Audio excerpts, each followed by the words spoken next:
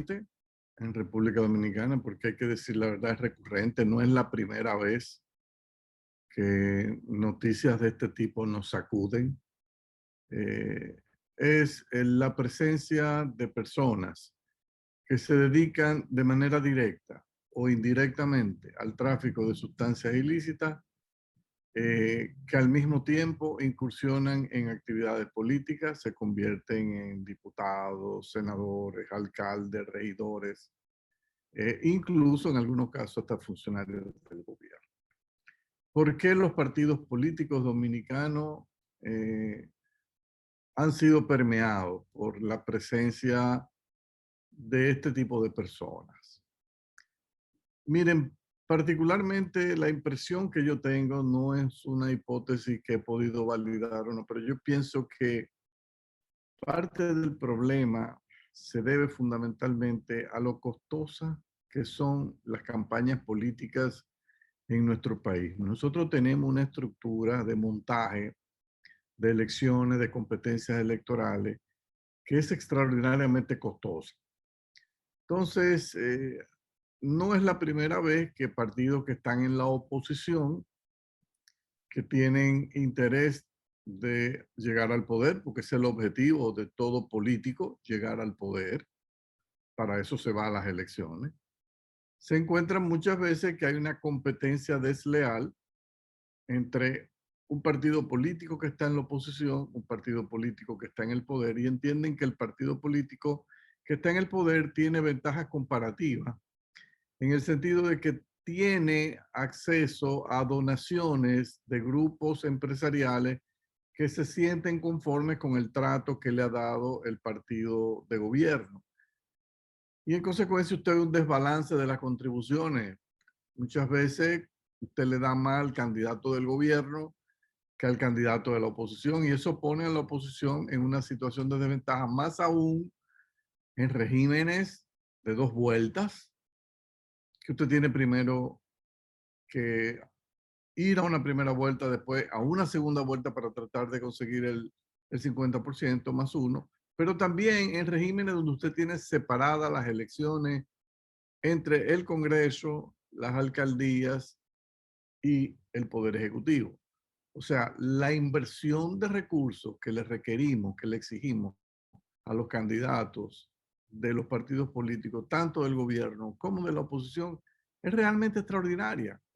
Yo pienso que en República Dominicana, si se hace un índice de la cantidad de recursos gastados en elecciones por voto generado en los procesos electorales, y eso se lleva a dólares de paridad de poder adquisitivo, es posible que nosotros seamos uno de los países de la región con mayores niveles de gastos generados por los procesos electorales.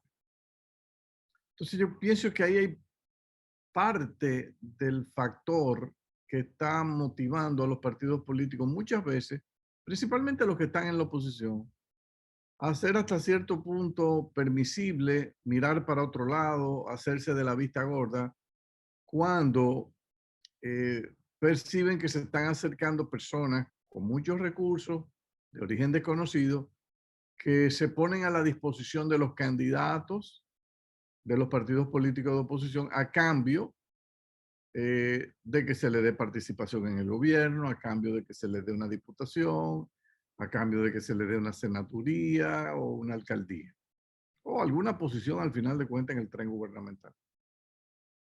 Entonces, para un partido político de oposición, que volvemos y reiteramos, el objetivo es llegar al poder, el atractivo de permitir que estas personas ingresen a los partidos políticos es mucho mayor que en el caso de un partido político que está en el poder y que tiene la ventaja de que con el presupuesto que maneja, las inversiones que realiza, tiene al sector empresarial, si le ha ido bien fundamentalmente, en los tiempos que ese partido ha manejado la economía, tiene al sector empresarial como una fuente de contribución importante, y quizá entonces no necesitan tanto la presencia de estos personajes.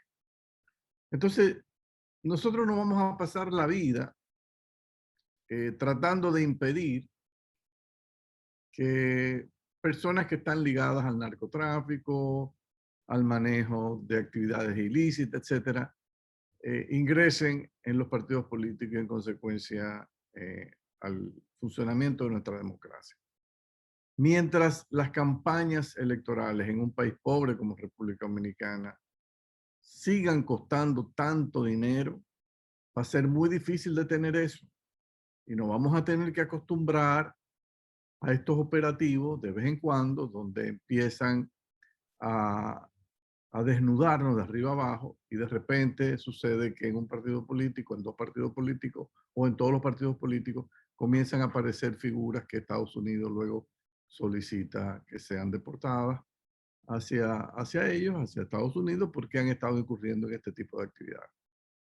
Yo pienso que la mayor contribución que nosotros podemos hacer al saneamiento de nuestra democracia es haciendo una reforma al proceso electoral con el objetivo fundamental de minimizar el costo que tiene para los diferentes partidos políticos participar en las elecciones. Hasta cierto punto, y hay que decirlo, es tan elevado el costo de participar en unas elecciones que se constituye una especie de barrera de entrada para partidos pequeños, etcétera, porque no tienen la capacidad de levantar esos recursos. Aquí todo el mundo sabe que ganar una presidencia, todo el que ha hecho análisis, ha visto y suma las contribuciones formales que se hacen, contribuciones informales que se hacen y aportes que hacen los propios candidatos, que difícilmente un candidato gana o puede aspirar a ganar unas elecciones con menos de 30 o 40 millones de dólares de inversión. Entonces, ¿cuánta gente, cuántos partidos pueden soportar eso? Porque es verdad que hay un dinero que da la Junta, pero ese dinero no es suficiente para cubrir el costo de una campaña electoral. Cuando usted tiene no solo la elección de presidente y vicepresidente, sino también más de 30 senadores, cerca de 150, 200 diputados, entonces, y alcaldía ni decir. Entonces es demasiado costoso. Entonces, ¿qué se puede hacer para minimizar eso? Miren, hay países que tienen sistemas bastante restrictivos para las campañas electorales. Por ejemplo, prohíben las marchas, prohíben las caravanas, prohíben la colocación de cartelones que afean y destrozan las ciudades, prohíben el regalo de fundas, alimentos, todo eso está prohibido. Y lo único que se le permite a los partidos, los candidatos, es disponer de X número de minutos diarios en el canal oficial para llevar las ideas, las ofertas y los programas de gobierno. Yo pienso que República Dominicana debería tratar de examinar las bondades que tienen esos sistemas. Esos sistemas de elección bajo mínimo costo, yo pienso que pueden ser la solución para que nuestros partidos políticos no se vean a veces motivados o estimulados a abrir las compuertas a personas ligadas a actividades ilícitas. Póngase usted en el lugar de un candidato de un partido político de oposición que tiene años en la oposición y de repente aparece un jerarca de una provincia que se dedica a actividades no claras, no santas, algunos la consideran ilícitas, por lo menos transitoriamente, y que esta persona le dice, yo me hago cargo de esta provincia, déjeme eso a mí. O sea, el atractivo es muy grande para un partido político que quiere llegar al poder. Y República Dominicana, quieras o no, ha sido un país puente para el tráfico de sustancias ilícitas hacia los Estados Unidos. No son tiempo Venezuela, Colombia, etcétera. Y de aquí, ¡pam!, viajan a Estados Unidos. Entonces, por ese servicio de transbordo, de peaje, etcétera, deja dinero en la economía y mucha gente se enriquece con esto. Entonces, es una realidad. Quizá dentro de 50 años, cuando el tráfico de narcóticos, de cocaína, marihuana, etcétera, esté totalmente despenalizado, algo que no se puede descartar, porque lo mismo se pensaba del alcohol hace muchos años en los Estados Unidos, cuando estaba penalizado y había la prohibición. Nadie se imaginaba que se iba a despenalizar y con el tiempo se despenalizó. Bueno, pues uno piensa que con el tiempo esto se va a despenalizar y ya no será el problema que es hoy.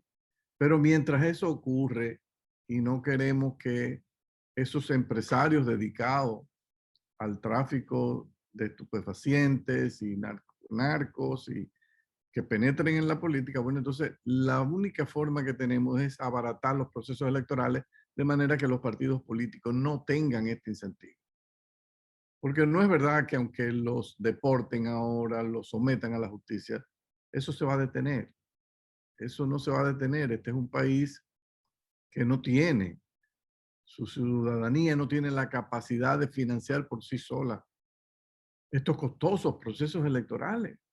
O sea, solo hay que ver la cantidad de spots en la televisión. Imagínese que usted ya en lo adelante, los candidatos no puedan grabar spots, ni para radio ni televisión, porque lo único que van a tener disponible es simplemente 20, 30 minutos todas las noches en el canal de televisión oficial para presentar su programa, incluyendo los candidatos del gobierno. Entonces, de esa manera abaratamos sustancialmente el costo, pero también abrimos las puertas a partidos pequeños, quizá menos contaminados, pero que puedan venir con un equipo de personas, técnicos, profesionales, que tengan un plan verdadero para dirigir efectivamente la nación. Yo creo que este es un tema que amerita que se discuta cómo abaratar el costo que tienen las campañas para los partidos políticos. Si usted habla con todos los candidatos de la oposición para que le cuenten sus experiencias de lo traumático que resulta financiar estos procesos electorales. Solamente, señores, el llevar a la gente a votar el día de las elecciones, la cantidad de dinero que eso cuesta. O sea, porque no es solo moverlo en mítines, caravanas, es después dejar una reserva lo suficientemente grande para gente que, por ejemplo, que vive en la capital pero vota en Barahona. ¿Quién lleva? Porque si usted no lo lleva, no van a ir a votar. Entonces usted dice, perdí mi tiempo. Entonces, este es un tema que hasta cierto punto son restricciones en el proceso de votación que solamente el dinero las desmantela. Y si solamente el dinero la desmantela, entonces ya usted entiende el por qué nuestros partidos han sido penetrados por este dinero ilícito derivado del narcotráfico. Entonces, son temas que ameritan que se enfoquen no para castigar al resultado, que es el financiamiento del narco de la democracia dominicana, no. Es identificar cuáles son realmente las razones, las razones que están motivando que personas que están dedicadas a actividades ilícitas terminen siendo los señores salvadores del financiamiento de las campañas electorales y después puedan pasar factura. Mucha gente dice, Andy, el Congreso está lleno de personas ligadas a este sector. Bueno, pero esa es la realidad que motiva el esquema electoral de costosa elección que tenemos en el país. Si usted no tiene un paquetón de millones de pesos, no es verdad que usted va a ser presidente de la República. No es verdad. Ni que va a sacar la mayoría de los senadores y diputados. Entonces, los partidos políticos, hasta cierto punto, bajo el sistema electoral que nosotros tenemos en este país de bajos niveles de ingresos, los partidos políticos sienten una motivación muy fuerte para abrir sus compuertas a este dinero. Y sucede en toda la región y sucede en todos los partidos. Entonces, la única solución, si nosotros queremos enfrentar esto de raíz, es abaratar los procesos electorales. En Chile, por ejemplo, si usted va a Chile, Chile tiene uno de los procesos electorales menos costosos de la región. Entonces dice, ¿pero y por qué? Bueno, porque en Chile la mayoría de las actividades que aquí están permitidas en campaña electoral, allá están prohibidas. Entonces ya el grueso de la campaña electoral se realiza en el canal oficial con lo que se llama la franja. Ahí los partidos van, presentan sus candidaturas, sus programas, y las personas que van a votar se llevan de eso. Usted podrá decir, ah, pero eso es muy aburrido. Qué bueno que es aburrido. Porque el problema es que las celebraciones permanentes que nosotros tenemos de campaña al final salen muy costosas. Y entonces terminamos con partidos penetrados por estas personas que se dedican, y vuelvo y digo, a transacciones, operaciones o comercios transitoriamente ilícitos. Lo repito porque quizá dentro de 50 años, cuando estas cosas se comenten, dirán, mira esa pobre gente, que narcotraficantes, esos tipos eran empresarios dedicados al tráfico de sustancias ilícitas porque en ese tiempo eso se declaró que era ilícito, pero ya no lo es. ¿Cuántos dolores de cabeza se habrían ahorrado si todo eso hubiese sido legalizado? ¿Qué pasa? Que todavía el mundo no ha llegado ahí. Quizá llegará en 20, 30, 40, 50 años, cuando se den cuenta que esta campaña, esta batalla contra el narcotráfico es una batalla perdida. Eso no hay forma que países pobres se desconecten de esto. Esto es una fuente de ingresos demasiado grande, demasiado importante para muchas de estas economías, que no es verdad que de la noche a la mañana eso va a desaparecer. Entonces, nuestra recomendación es fundamentalmente que en vez de prestar mucha atención a la penetración del narco en la política y en la democracia dominicana, nos concentremos en ver por qué razón los políticos muchas veces no tienen opciones alternativas, porque si quieren y le dan prioridad al objetivo de ganar las elecciones, dicen, tengo que buscar dinero, porque si no, no voy a ganar. Para competir con un Estado que maneja un presupuesto, que tiene a todos los empresarios que le están dando millones y millones, la única forma es si yo consigo y me pongo al mismo nivel. Y solo hay un sector que puede proveer ese dinero. Entonces, si yo quiero resolver eso, abaratemos, abaratemos los procesos electorales, que no haya necesidad de tener 30, 40 millones de dólares para garantizar la elección de un presidente. Que una elección pueda costar 100, 200, 300 millones de pesos, que es lo que para un país pobre no más de ahí, usando el canal oficial, así como se usa para educación. ¿Qué es lo que queremos? Educar al votante para que haga la mejor elección. Bueno, lo ideal es usar la televisión y las vías oficiales para que todos los candidatos, bajo un régimen riguroso, controlado por la Junta Central Electoral, pueda habilitarle un espacio donde pongan sus ideas y la gente vote con la mejor información posible.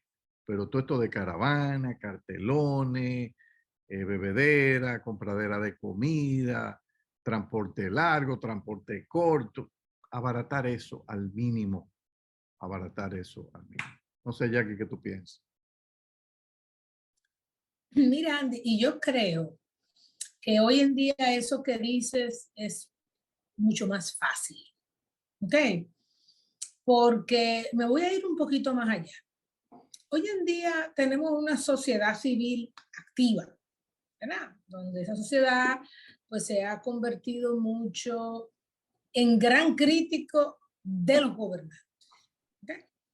Y no tanto así en el escrutinio de los aspirantes, en primer lugar, ¿ok? Entonces yo creo que una vez, cuando alguien gana y está en el poder, como quiera que sea, existen hoy ya muchos mecanismos establecidos. Yo creo que es bueno el contrapeso de analizarlo. Sin embargo, creo que se pone un peso muchísimo mayor en ese que está gobernando, haciéndolo difícil gobernar, haciendo que tenga que dedicar una cantidad de horas impresionante que debería estar dedicando al bienestar de la sociedad a estar justificando, viendo, mirando. Y como tú dices, comienzan a emerger una serie de aspirantes que hasta que no llegan al poder, cuando ya están ahí, no hay más nada que hacer, pues no son sometidos a un escrutinio real y efectivo. Entonces yo creo que es algo de toda la sociedad y es como esa sociedad civil hoy comienza a también ser el crítico de lo que viene, porque lo que está y tiene que tener su escrutinio. Ahora, es más fuerte eso que viene. Y dentro de ese proceso de escrutinio, también la sociedad civil puede ser muy importante para eso que tú dices. Puede ser muy importante para ir educando a la sociedad en qué es lo que tenemos que mirar, en cuál es el tipo de político que tenemos que hacer. No solamente mirar lo malo, también lo bueno. También destacar de esa sociedad civil, de esos grupos de organizaciones formales, informales, digitales, ¿ok? Comenzar entonces a hacer la otra parte del trabajo, que es, no es solamente crítica, es decir, contale, miren a esta persona por esto, por esto, por esto. Ese rol que tendría la sociedad civil es fundamental, Andy, lo estamos dejando de lado. Nos estamos enfocando en ver cómo en las próximas elecciones tú no ganas, o en ver cómo yo saco mi pedazo atacando, o en, no sé si me entiende. Entonces, esa sociedad civil es hoy la que debería arrancar este cambio. Y es muchísimo más fácil porque las redes sociales te hacen hoy llegar mucho más barato y mucho más rápido. Y con el nivel de seguidores y gente que tienen estas organizaciones de la sociedad civil, que comiencen, como tú dices, de hacer un trabajo desde ahora en qué tenemos que valorar como pueblo, el por qué, el cómo, crear esa conciencia de cara a los procesos electorales. ¿Qué sucede? República Dominicana es un país pobre, de educación muy baja y muy limitada. Entonces, eso de que los partidos pongan su plan de gobierno, la gente la lee, eso es para una minoría, pero dentro de esa minoría está la sociedad civil, ¿ok? Organizada o semi-organizada. Ahora, la mayor parte de la gente, Andy, tú sabes cómo que funciona. Yo quiero ser relevante y te voy a decir algo. No voy nunca caería en el error de decir, mira, estas pirámides, que es como actúa la política en términos generales, son totalmente dañinas. No, porque hay gente que en muchos barrios lo que quiere es ser relevante dentro de su barrio. Y obviamente necesita los recursos para eso. Y de cara a las votaciones, esa es la metodología. ¿Por qué? Porque si tú le pones en muchos lugares, barrios, sectores, un plan de gobierno, no hay forma de interpretar cómo eso al final del día me va a ayudar a que cuando mi hija tenga que dar a luz, lo pueda hacer de una manera bien, sana, alguien que venga a dar la mano. En gran parte de esos lugares, el que da la mano es el político. Cuando una doña se resbala, cuando una mujer va a dar a luz antes de tiempo, la monta en su camioneta, la lleva a la clínica, la lleva al hospital. Si no tiene comida, le da dinero para la comida. Entonces, es una estructura que de una manera u otra, naturalmente y por sobrevivencia, está basado en eso. Ahora vuelvo al caso. Entonces, el tema de la sociedad civil, que comiencen a emular esa forma de llegar a la sociedad. La misma sociedad civil, en vez de quedarse aquí en un grupo de personas intelectuales o más intelectuales, yo te diría, con información semi-privilegiada, porque saben utilizar las oficinas de acceso a la información, etcétera, escriben, lo ponen de una forma. ¿Por qué no comienzan a emular parte de eso? Para que no solamente penetren los partidos políticos, como hoy la sociedad civil está penetrando en los barrios, hacer, como tú dices, una labor, aunque es un poco más de concientización. Andy, eso funciona, la educación ha probado ser el único mecanismo para cualquier cosa, para salir de la pobreza, para tomar mejores decisiones, para tomar mejores decisiones electorales. Es la educación desde muchas perspectivas. Entonces yo creo que hoy, escuchándote y analizándolo desde ese punto de vista, desde nuestra realidad, yo creo que hoy la sociedad civil tiene un rol importantísimo que no lo está jugando como debe de jugar y tiene que emular esas estructuras y tiene que hacer un proceso de concientización para cuando comiencen todos estos procesos sean del escrutinio todo y no esperar que alguien gane, ¿verdad? O que alguien tenga el chance de ganar para pegárselo o criticarlo y hacer insostenible la gobernabilidad. Porque así, Andy, no creo que vamos a llegar a ningún sitio. Vamos a una pausa.